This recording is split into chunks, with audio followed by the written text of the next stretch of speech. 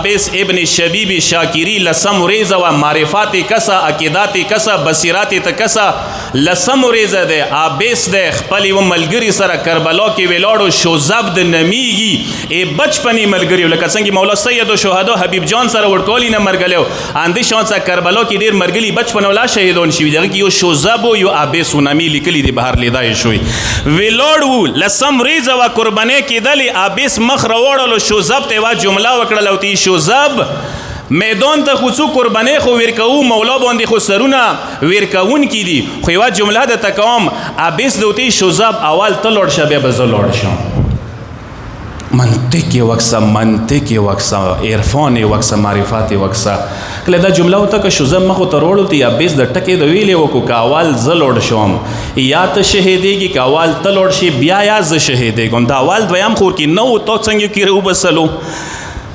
شوزب ته ډېر معرفات نه ډک جواب ورکوتی شوزب ای زهروزوی مظلوم حسین طرف ته اشاره وته وکا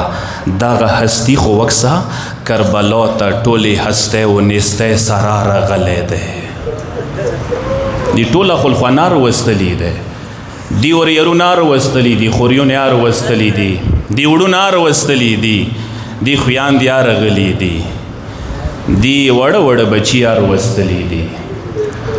دی دوستانو ملګریار وستلی دی دی ټول رشتہ دار ټول خلخوانی سره رغلې ده دو بل سمری زیار چو غام بیل وکسی